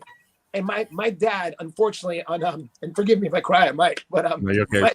my dad, he died on December 22nd last year of COVID. He had COVID, and he's back in Panama. Like I said, I'm Panamanian. He's back in Panama, and his COVID caused an ischemic stroke, which is like the most common stroke out there, and his entire body shut down. And my dad died in 10 days. Wow, so sorry to hear that. Didn't drink. Thank you. My dad didn't drink alcohol, do drugs. He worked out 7 days a week. He had a 12-pack. He was 73 years old. Wow. Like, talk about what? And like, Paris knew him very well. Paris and him had a game-changing one conversation Paris and him had. And Paris's mouth. I remember watching Paris look at my dad, and he was just like his head was exploding. So how you stay is like, you check in and find your purpose, guys. Like, really find your purpose. Like, what the fuck are we doing here? And like, dig deep for that. And like, remove all the I'm black, so I can't have this, and I'm this. Like, all that shit's so noisy. Like, get out of your head and just like go after the things you say you want. I was in jail like 3 years ago. Today I was in jail 3 years ago for a crime I didn't commit for 113 days. I made a choice and a decision, right? To go, Shawn, make this the best experience you can possibly have while you're here. So I did that. It's mindset. Like, we really got to get, like, this avatar, this body thing that we're in, it's just our ride. It's our ride in this lifetime for however many years, right? My dad had 73 years. His contract expired. Word. It like expired. So how you stay is you check in and see what the fuck are you putting in the way of your life? What obstacles are you purposely, consciously and subconsciously putting in your life? What victimhood stories are you still telling? You know, all the suffering stories, like me, I was molested 5 times. So what? So what? Like, it happened, right? And it's like, I forgave myself first for putting myself in those positions, right? And then I forgave the people. And that's it. And some of those people are still in my life. And we don't have an issue. We're tight. And it just happens, right? So we just got to stop being victims. We got to stop complaining. And we got to stop living at low vibrations. Like, low vibrations don't work. Get out of your own way. You know, it's that simple. So I know it's a world of how to get and stay. That's how you get and stay. Simple. Are there any type of particular techniques that people can use to raise their frequency, or for anybody that's at a low vibration, there's anything they can do to practice? Like maybe someone who's even new to this type of talk, like what's an entry path for them to try to raise their vibration? So a huge one. Thanks for that question. A huge one. I don't know, depending on what people are good. Walk out of your office right now, JB. Right, do that. Go take a spin. Go for a run. Do some jumping jacks. So I would say, depending on what you believe in this lifetime, if you're a meditator or a prayer person, so if you're a prayer, pray to your gods, pray to God, pray to whoever you have to pray to. Make that a daily practice, right? For me, meditation. I've been meditating every day since August 22nd, 2019. I haven't missed a day. So I've been like on fire, like 1 year, 7 months, 8 months, 7 months, 6 months, and now 7. I'm all about accuracy and specificity too. Like that's what it is about life, is like being specific and clear about what you're doing, what your intentions are. So entry level stuff, like for me, when I first started, is getting clear about the things that you're telling yourself, like what stories that are in the way, right? And then giving up those stories. I actually have a very powerful thing that I stole from somebody. I don't know who she is, but it's called the burn list. And I give this to everybody I coach. And in the burn list, what you do, and I usually do it for New Year's Eve. The past like 3 or 4 years, I've done it on my Facebook, my Instagram, and people around the world do it.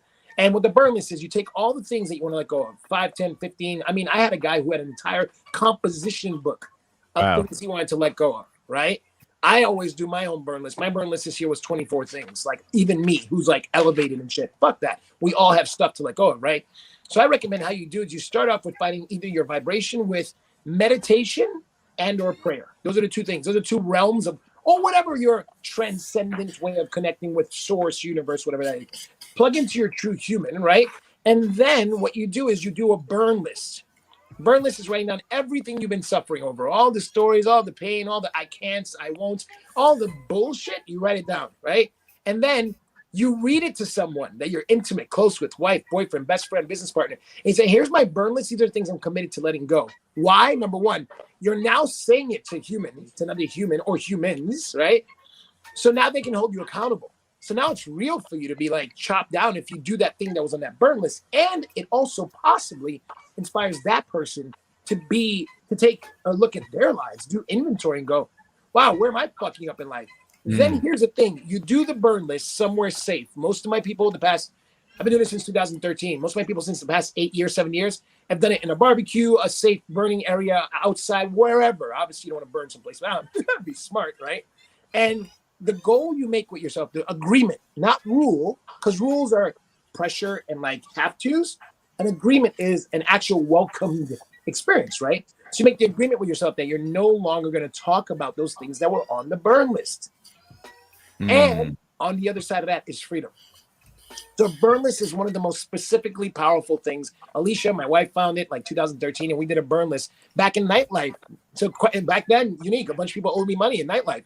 So I was frustrated. It was Christmas time, and we were owed a bunch of money. So I wrote that number down on my burn list. We burned it. And then we did a shot of Jaeger, because Jaeger was my jam back then. Right. So did a shot of Jaeger. And the goal between Alicia and I was that we just decided to like really never suffer over that stuff anymore. So beginner list, burn list, sit down and get clear about your purpose, and tap into this question. Who did you want to be? What did you want to do when I asked you at 5 years old, 6 years old, 7 years old, when you were still unstoppable? Because at a certain point in life, we start becoming stoppable, right? Things happen. We're like, oh my God, you understand, Shawn? When I was 4, I died of asthma. Fuck all that. So ask your inner child who you truly wanted to be. Did you want to be an astronaut?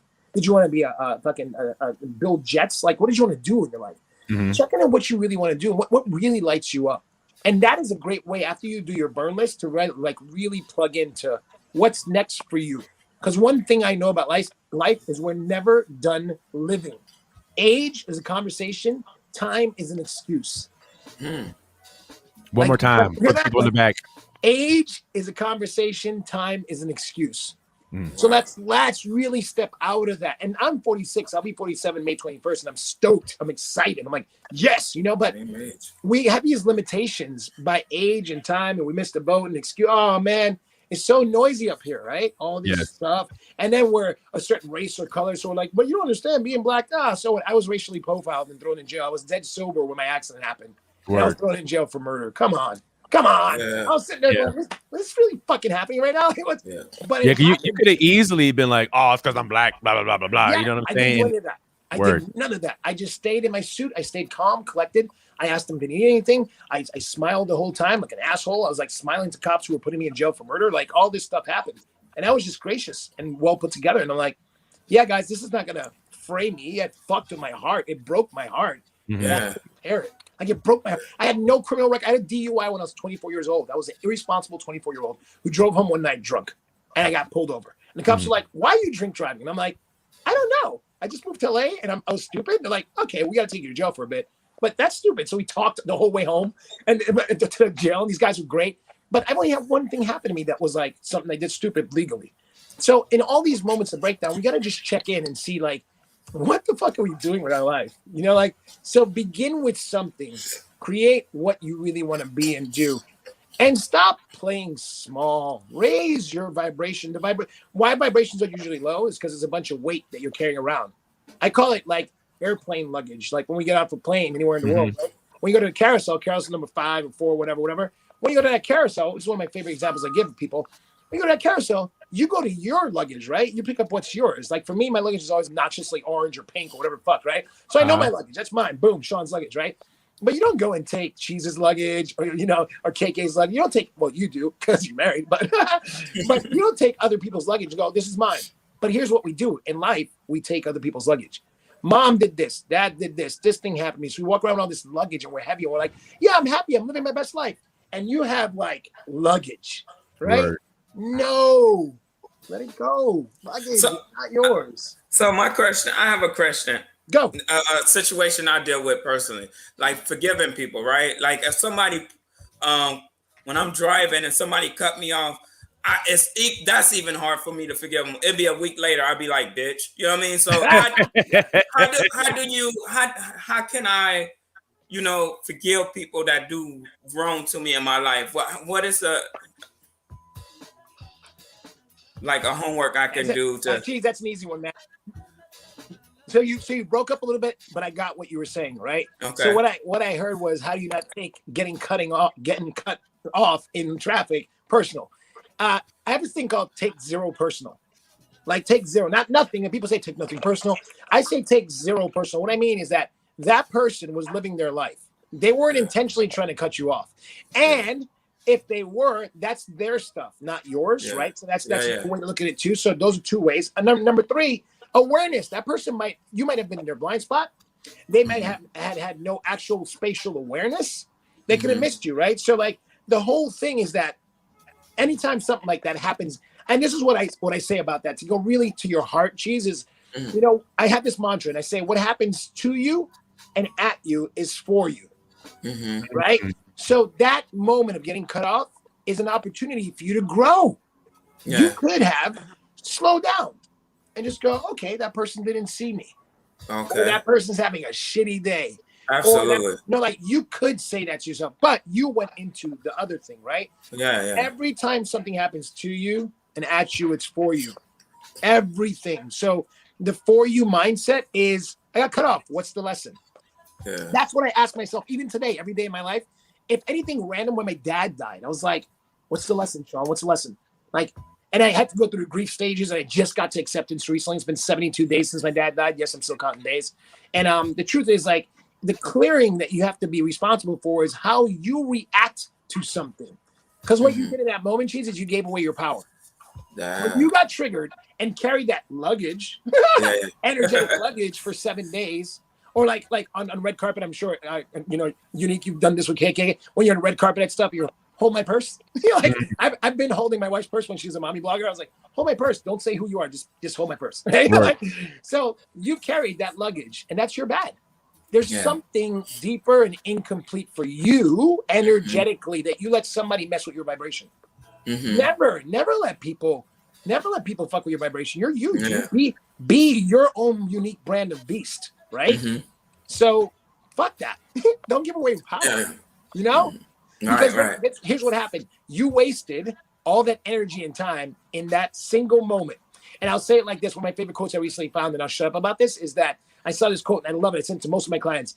It says, was it a bad 5 minutes? Was it a bad day, or was it a bad 5 minutes that you milked all day? Again, was it a bad day? Or what like were that it. 5 minutes that you milked all day? You're Right. like, oh my God, this guy cut me off and fucking shit. Like all Wow. that. So Yeah. you gave away all that power that could have been focused on what's next for you. Right. Building out your brand to a worldwide platform where this show is on a worldwide platform. Cleaning your fucking house, like working out. You wasted all that energy, right? Right. Doing that. So that's the way you gotta look at it. Was it a bad day or bad 5 minutes? Manage your 5 minutes. Go, damn, he cut me off. Sit in it. I have a meter. Like when I get mad, and this is another exercise for you. When I get mad at anything, which is so rare, but every once in a while I get triggered. I have this thing called Zen Monkey I'm practicing this year, where I'm just Zen, untriggerable. That's where I'm living. Things happen. Cool. Lesson. Got it. Taken. Go. Right? And I take that minute. I give myself a timer. That guy cut me off. Say I was you. You cut me off. I'm like, I would say, all right, Shawn, it's 8:21 p.m. I'm going to give myself to 8:25. Be mad about that. Be mad. Go through all that. 8:25. Done. And move on. Because then you're wasting your you. And you, there's only one you. That's the good news about life, right? Is that there's only one me, KK, you, Paris, everybody on the, everybody, right? So what are we doing wasting our time with dumb shit like that?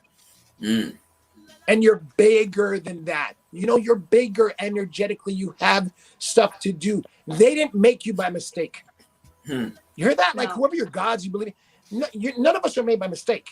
Yeah, we have there's human error where people get pregnant by mistake or whatever, but that's no mistake. It was all on purpose. Like we are all on purpose. Me dying 4 times created this fucking guy. Straight up. Me going to jail for 113 days created this guy. I was a really nice life coach before I went to jail. Now I'm like, rah, rah. Like, I'm like Busta Rhymes and Sierra, rah, rah, like a Dungeon Dragon. I'm like that guy now. Turn up. You're gonna pay me to coach you. I'm gonna tell you the truth about you. I'm gonna be kind. I'm gonna be gentle, but I'm gonna tell you the things that we can get rid of so you can live the life you're really meant to live. Because I don't know how long you'll be alive. I don't know. And you don't know. So why not do all the things we said we could do? And one other thing I have for everybody watching this thing, I have this thing called the fuck it list. Not the bucket list. And the bucket list I invented since the quarantine because we all have a bucket list. Some of us actually have it written down. Some of us had it in our heads. But I call it the bucket list. And what the bucket list is one set of actions that we do no matter what. Fuck it. Right now. So like me, I study Portuguese every day. Period. I work out 5 days a week. Period. I spend time with my wife and daughter every day. Period. Like there's no like excuses. Like there's just things I do that commit to I call a friend that I missed once a day just to say, hey, 5 minutes. Yo, geez, I got 5 minutes, man. I just want to say, hey, and tell you how much I love you. How's your life? Okay, cool. My life is this too. Talk to you in 2 weeks, man. I'm that guy. So we gotta really take responsibility for how we're showing up, man. Like we really, really do. And stop just like living in that as you said earlier, unique about the whole like the whole low vibration thing. That's our fault. That's totally our fault. I'm reading one last thing I'll say about that. I'm reading this book right now called Stop Doing That Shit by Gary John Bishop. He's a Scottish author and he's a badass. And he's like me, he's loud and just really straight. And he said this thing. He said, I'm gonna give it to you straight, right between the eyeballs, right? And he says, you are the problem and you are the solution. Turn up. Turn up. Yeah. So I've been the problem in my life, right? And I've also been the solution. We all can do that, right? So from here to there, it's about us moving the distractions and obstacles and stories and blah, blah, blah. And like, so what, and this is something that if you want to talk about it live, geez, I'm all about it. But why did that piss you off that the guy cut you off? That's a great question. I don't know. Yeah. Because he cut me off. Best answer. But that's the best answer because you don't have a valid reason to tap into that. Right? There's no valid reason you got mad because he cut you off, right? Yeah. I'm sure you've cut somebody off before. I'm pretty sure I have. Maybe that was karma. Maybe you just take it as karma. You go, okay, man, that was my karma. I cut somebody off 10 years ago. That was my karma. Right? So it is what it is. So that's what I got to say about that. I believe Miss KK had a question. Go for it. Oh, it was when he was talking about his time that he allowed himself to give himself that angry time to get it out of his system. Now, when you give yourself that time, what feelings do you go through now? You know that you have this time. Do you feel that 4 minutes, 5 minutes with it? Or do you say like, I'm glad you're doing this. You're growing. You're being a bigger person. Do you tell yourself these things, or are you really angry at the situation? Like, do you see yourself growing to learn that, wow, like, I'm really sticking to this. This is good. Like, this will be a regular thing. Eventually, I won't even be mad because I am learning from myself. Yeah. Because I see that, when some people cut me off, I know I do that too, because, accidentally. So I kind of see it as a, okay, they get one because clearly they allow me to have my 1 to 10,000 and whatever it is. And I get away with it every time. I may not know it, but, they themselves who I cut off or slow down, like made break, they went through that, and I'm sure they go through what Cheese goes through, but James goes through. But for me, I say, okay, I do that too. So I can't be so mad. But it gets to a point sometimes there's that one day where everything is wrong. And sometimes those are the times I feel like, okay, you need to just you just want to pull over. Yeah, totally. Like, and just so do you feel like you use that time to really be like at the highest point of volatility and like mad, or do you say, this is really good, I'm doing good, like, wow, you're really growing, Shawn Antonio. You're really sticking to your goal in life. This is what you're about, this is what you teach, and you're doing it, so this is why you're growing. Do you tell yourself those things, or because I would think that it's the latter? All of that. I can answer all of that. So I have 3 different things I'll say about that. So number 1, sometimes I've let myself sit in that anger because I have a thing called, you should feel all your feelings. Like, feel all your feelings, because to deny the experience of your own feelings is to be lying to yourself. And for me, I can't lie to myself. I have no time to lie to myself. I have no time to be a hypocrite, right? So for me, I sit in it, right? And I let myself be either angry and upset about whatever it is, and I look at why I'm angry, and or I look at that time to go, okay, what's really bothering me about that thing? Like, what's really going on for me that I allowed? Again, big word in the human nomenclature I use all the time in the human speak is, what we allow will continue, right? So when these things keep happening at us, we have to ask us, why are we allowing that? So you can sit in feeling all your feelings for that 3, 4, 5 minutes, whatever it is, and then you can dig for the lesson. Again, asking yourself, what's the lesson here, right? And or why am I taking it personal? Like, why did that trigger me getting cut off, right? And really sitting in the inquiry, I call it. Like, you sit in the inquiry of like, okay, that happened, but there's something there, and you really got to look for what the something there is. And I'll share a specific moment when I was going through my process of getting processed into jail in 2017, when I spent 5 days in jail while they were figuring out what to do with me because they didn't know what to put on me. They're like, he was sober, but blah, blah, blah. And like all this stuff happened, right? And this officer was interviewing me and he said, sir, what did you, I see there's a DUI here from 2000 and, 2000. When, actually, it was 1999. And I go, yeah, officer. And I went, officer, yeah, it was May 8th of 1999. I just moved to Los Angeles. It was on the corner of 3rd and La Brea by the Chevy dealership. And these officers, Tony and Tony, pulled me over, and I had a 1994 Jetta. I had my friends in the car, and they got out and ran and got in a taxi. And I remember the officers, Tony and Tony, and I was so clear about what happened that night because I was supposedly drunk sitting there getting interviewed, and I wasn't, right? So I could have been angry at this guy trying to accuse me or entrap me into saying something about my behaviors. Because I'm in nightlife. I'm Shawn Antonio. I'm a nightlife guy. Like, I run a bar. I'm supposed to be drunk and not. No.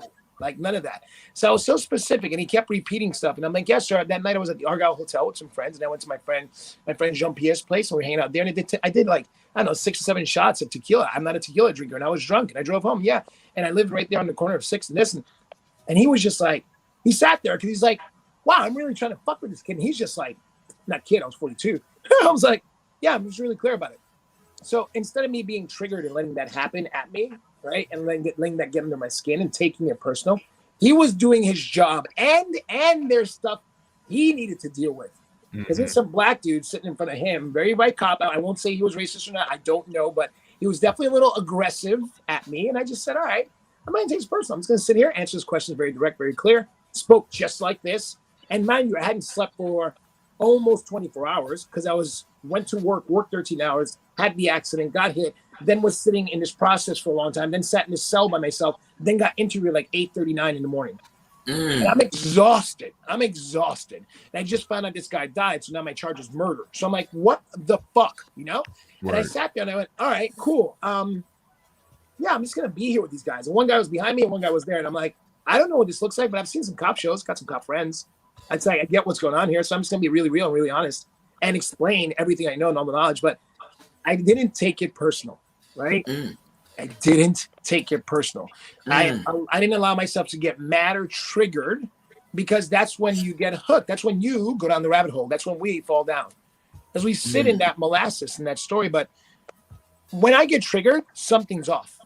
So when you, all of us on this listening on the show, when you get triggered, something's off in your life. You got to check in and see why. What's going on for you? What T did you not cross? What I did you not dot? What dish did you not wash? You know, spiritually speaking, you know, like, but what did you not do in your life that you're allowing yourself to give away your power? You have all the power in the world. And that's the one thing that I forget what the author said. He says, we are afraid of our own power. We are afraid that we have so much power that we have untapped. So we die with all our power intact. It's so stupid. Like, we die with all of our power and our dreams intact. Why? Why are we doing that? So I know there's a very long-winded journey to take you on for that, but let's just stop being mad and angry, and let's just start being responsible for our lives, and let's stop crying about dumb shit. And let's stop making up stories that are limiting. And like, come on, man. None of us have time. Buddha said it. The trouble is we think we have time. We think we have time. Like, life is urgent. It's not rushing. Like that person that cut you off, Cheese, is probably rushing somewhere, or she, right? Yeah. But if you're in your vibration, dude, nothing fucks with you. I'm always like this, dude. Nothing fucks with me. It's like, no, not interested. I'm not interested in that party. Like, I'm not interested in the cutoff party. Yeah, you cut me off. Obviously, he's got or she's got something going on. Me, I'm good. I'm right here. It's like staying in your own lane is the analogy for that. Like, stay in your lane. That's your lane. Like, have your blinders on, and every once in a while open them up and look. But have your blinders on that are yours. Stay in your fucking lane. Do the thing that you can fucking do. Do the thing you were born to do. Like, watching UnieQ on stage is like, oh, like watching him perform and like all the shit we've done together and the shit I've seen him do. I'm like, yes, he's born to do that. Period. True vibration. Find your find your vibration and live there. Move into that neighborhood. And others will follow. Others will follow. So that's it. Question. We're as parents, and you know, shout out to all the other parents online, or you might be somebody's big brother or big sister. How do you get your children, siblings, anybody that you look out for? How do you get them motivated or try to help them find their purpose in life? I feel like I don't want to say that one human is responsible for another human for helping them, for making them find their purpose. But I do feel the responsibility as a parent. How do you help your children find their purpose? Be the example. Let go of your attachments. Let go of the way you think it should be for them. Period. Our daughter's 5 years old. I have this thing like, oh, she's my kid. She's got to be extraordinary. Yeah, and she already is. Right? So we got to like be the example. Like Viva, our daughter Viva, only sees love in our house.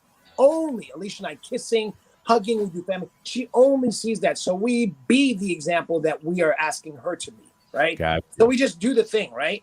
And then I let go of whatever attachments I have. Like for me, I'm like, oh, my kid, before we even got pregnant, I was like, when we have a kid, our kid's going to be a monster. Guess what? She actually is. If I said nothing for the rest of my life to her as far as guidance, especially as a coach, it's like, if I let go of all that, and Tom Morello from Rage Against the Machine, shout out Tom, old school friend of mine, right? Love that guy. His mom said it best. His mom said, oh, it's easy to raise kids. All you have to do is listen.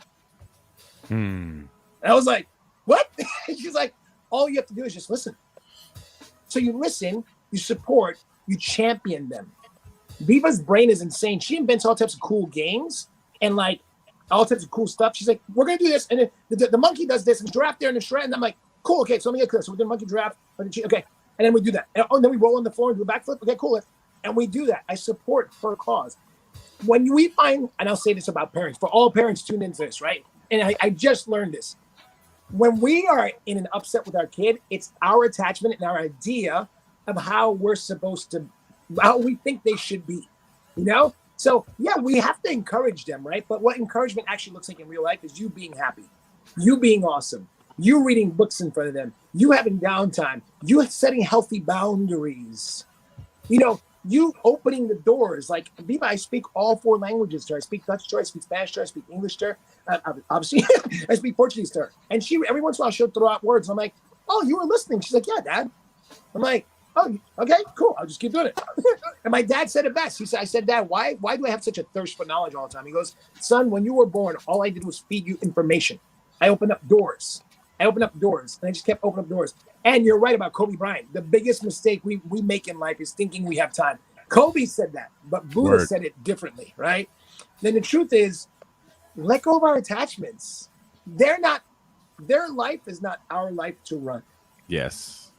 Our job is to feed them, open doors for them, educate them, and be the example. That's it, man. Like, and if we can like put those agreements in place, like in my house, we don't have rules. We have agreements. What agreements look like is Viva, Alicia, and I sit down and we talk about what we agree to and what works for all of us, right? So like Sunday Fun Day is our sacred day to like detox from technology and all, and we just do stuff. So Viva sat down and wrote what she wants Sundays to look like. Alicia wrote down we drew it on a piece of paper. We drew out what she wants to look like, and I drew out what I wanted to look like. And we all have the agreement. We're like, all right, Viva, I like that. Let's do that. Yeah, you want to do that? Okay, cool. Alicia, let's do that. And then Shawn, yeah, so we had this like Sunday where we all have like what we want, and we get it done. So there's no pushing and pulling, because that's it. And there's a bunch of attachment theories around this. It's our attachments that get in the way of being amazing parents. That's it. So let's remove the the reins. Be the example, and look in the mirror. If you're being awesome, your kid's gonna be awesome. It's that simple. Yeah. You're awesome. I mean, there's some exceptions to some people. but if you're awesome, you're being a great example, your kid's gonna be amazing. Do you think some of the attachments are cultural attachments? Like, this is the way that we grew up. This is the way that we were raised. Like, how do you relinquish? How you let go of some of those cultural traditions? Yeah, you make up your own rules. You make up. It's your life. It's your journey, right? So me being Spanish and Dutch, we had a lot of traditions and rules, right? I realized most of them didn't work for me on my way up. Like going to church every Sunday, I was like, this is like prison to me. No, thank you. And at a certain point in my time, I said to my mom, like, Mom, I love you. I was like 10 or some shit. I'm like, I don't want to go to church anymore. Nothing against people go to church. I just felt a level of hypocrisy and things that were going on. People were like saying one thing and then being another outside those doors. They were being like really terrible people, and then every Sunday going confessing their sins. So for me, it's like the traditions. I say take all the good traditions from all of our cultures. My Dutch tradition, my Spanish, I take all the good things. We have a siestas that we do together, family naps. Like I don't do that now in life, but growing up, we did family naps. That was cool. Like 4 o'clock in the afternoon, we'd go get together and do a family nap. Oh, perfect. Look at this. My wife, this book just came. I just ordered this. Listen, it's a book about listening, right? I just ordered this 2 days ago. It just came. So it's how to embrace the difficult conversations that life throws at you. It's by Jen Dalton. I'm about to start reading this.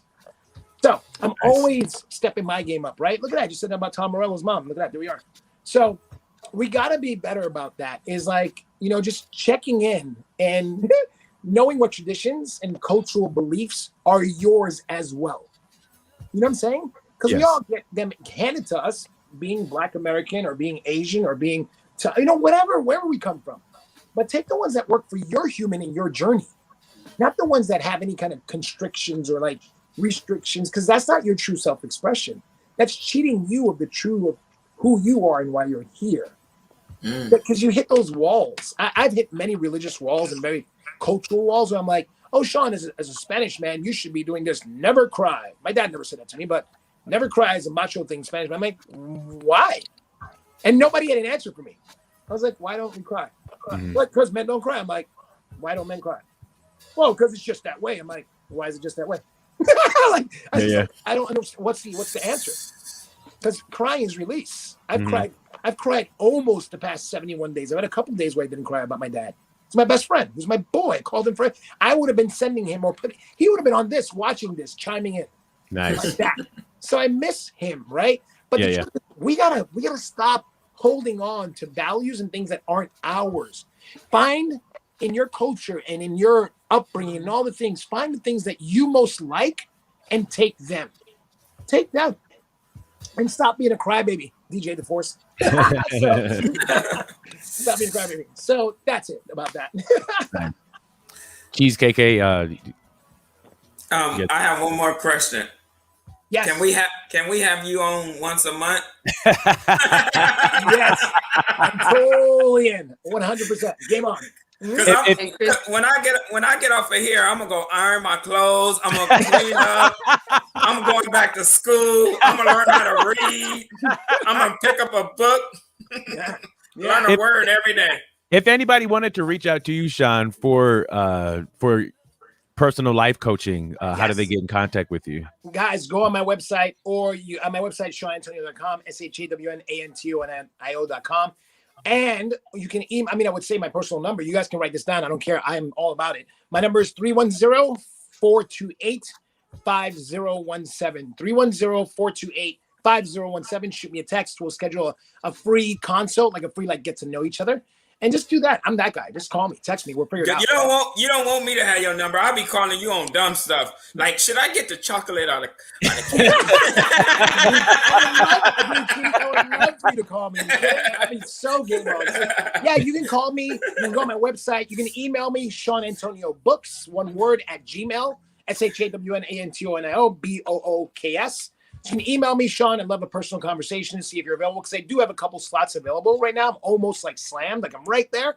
So I'm definitely, and for me, guys, so whoever becomes clients of mine off of the show, whoever, what I do is 12 weeks of an intensive reignition of your life. We get to your passion. We get rid of all the garbage. We do cleansing. We get connected to your truth. And in those 12 weeks, your life is never the same. I usually do anywhere between 3 months to 6 months with people. Most people do 6 months to a year with me, but the first 3 months, your life is just unrecognizable. So I'm available to change anything in your life. And I've studied so much in so many different topics. I got you. I got you.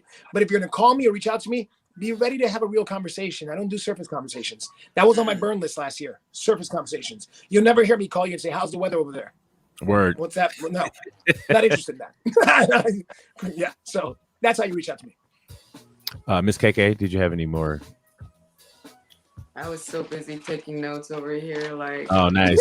It's crazy as you're going on. Because, and these are things the things that you say are just things that, I know as a parent of 3 children, I know I wanted to be a great parent. So I think I overthink so much to be so pressuring. But really, it's simple as just listening and supporting. And I see that. After so many things I learned, I say, I wish I would have known 10 years ago. I wish I would have known 15 years, because it's so easy. And I'm like, why did I make it so hard for myself and the counterparts and the partner that I have? Because they have to keep up with the plan that I, in a way, set up for their future. And it's so cool that, we're going to have another, get-go with our grandchildren and, the village that we have. So I know these things will be all utilized in a good manner, but man, I wish I would have known at least 15 years ago, maybe even 10. Still plenty of time. It's so much better. But here's the thing. Stop yourself about the I wish and all that. Right now you have it, right? So now is your opportunity. So any kind of I wish or I should or doesn't matter, because exactly what you're hearing today is what you were supposed to hear today. You were supposed to hear these things or have these moments today. Everything is in divine timing. It's alignment, right? That's why I haven't been able to do you guys' show. So we talked about me coming out to Rancho back, 2 years ago, and I couldn't because I was busy doing this, right? But here we are today, exactly when all of us, including myself, I speak and I listen. I'm like, oh, wow, that was really cool, Shawn. Like, yes, do that. But I'm doing it. I'm the example of it. Everything I'm telling you all, I'm doing. I embody it. I live it. And actually, I want to share one book with you guys. Oh, another thing. Always be reading something that's going to up your game. ABR. Always be reading. Because, for example, I've ordered 26 books in the past 2 months. Books keep coming. Because I'm like, I just want to keep filling my brain with new concepts. I have a Bible. I call it my Bible. This amazing author named Kate Murphy. I'm going to meet her someday. I don't know where she is, but she wrote this book called You're Not Listening. I have to show it to you guys. It's phenomenal. And it is. Did you write the title for the last book, KK? It was listened by Jen Dalton. Okay. Oh, yeah. Jen Dalton. Yeah, I haven't read it yet, so I don't know how to recommend it yet. But this one, oh, You're Not Listening by Kate Murphy. Guys, it is phenomenal. There's so many nuggets of gold in this book, and like things like this. I'll just jump in anywhere, right? So I'll say anything because I highlighted the shit out of this, right? Here you go. So not listening because you don't have the intellectual or emotional energy to listen at that moment makes you human. So what she means by this is that there was this moment where, people come at you and they just drain you of their energy and they just talk at you and you're just like, oh, like this just drained. You can choose, and I call it the art of on-purpose interruption. If I'm checked out in a conversation and somebody's just talking at me, I go, excuse me, let's just say, myself and Unique were having a conversation, which has never happened, will never happen, but like he's talking at me, he's like, Shawn, blah, blah, blah. I'm like, hey, so I completely checked out right now because you're just coming at me from things I don't understand. So can we start and stop and do that again? Because you're draining me and I'm not having fun over here. Like you have permission to say stuff like that to people.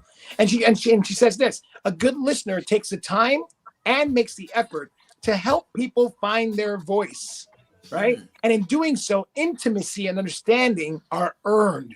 Listeners through the gift or by the dint of sustained attention, receive and return other people's confidences. That's it. This book, I just finished it 2 weeks ago. Man, as a life coach, human, father, everything changed my game, dude. I just listen and I show up, and we got to let go of our agendas. We have agendas. We're like, I want my kid to be this. I want this to be that. No. Get knowledge, guys, and let go and do all that stuff. So I love when you throw me your questions because there's so many levels to your questions. I love it. So game on. Like, let's be better every day. Period. I have a question. So that's what I got. Now, yes. In conversations, I do have, I don't know when to enter, and a lot of times I find myself interrupting. And, once the point is done, it's kind of like, okay, that's over with. So it's kind of hard to, add my sense into it. But it can be annoying to the other parties that are, in the conversation with. So how do you get around, I guess, those kinds, like you want to, but you're kind of like doing this at the door, not quite entering, but you're back in, like, is it safe? Is it not? But a lot of times it's like over talking someone, out talking somebody else, and it's like, okay, I shouldn't be doing this, but since I've already entered, might as well finish before. Yeah, totally. Different thoughts go through your mind, and it's like, how do you battle that? How do you deal with that? So how you deal with that is pretty simple, and it's a practice, right? How you deal with that is be fully present in the conversation. If you're fully present in the conversation, that person actually energetically won't waste your time. Because if you're there's this really awesome technique by the father of positive psychology. His name is Mikhail Csikszentmihalyi. It's like this long, amazing name. He has this thing called a tune. A tune is when you're fully in the other person's world, and it stands for attention is A, T is turning towards that person, right? The next T is tolerance. Next, the U is understanding. The N is non-defensive response. And then the E is empathy. So I use a tune for everything I'm in. So in conversations where you feel like you have to interrupt, you checked out, like you had an agenda. And this is actually not our fault as humans. In our DNA, we're so in relationship to conversation, we're so ready to relate to that person that we check out of listening. Like they say, oh yeah, well, I was in Vegas. And then like your brain goes, oh man, last time I was in Vegas, I want to tell this person that Vegas story right now. And then I want to interrupt. And then they're still on their train, right? Stay on their train and then politely interrupt when it seems plausible. But if you're fully present and checked in with them, you won't have to interrupt. Because oftentimes by the time they finish talking, that question you had 3 minutes ago is gone. Right? Because be fully checked in, be present, be with them. Practice not allowing and this is a tough one, this is definitely a tough one, not allowing your constant want to be related to that person to get in the way of actually listening to them. And that's something I learned out of this book too. Like, let's just listen to each other better. Because if we can listen, we can hear what that person is trying. Because the person that's talking to you, again, I'll leave it here. The person that's talking to you is giving you the gift of their time.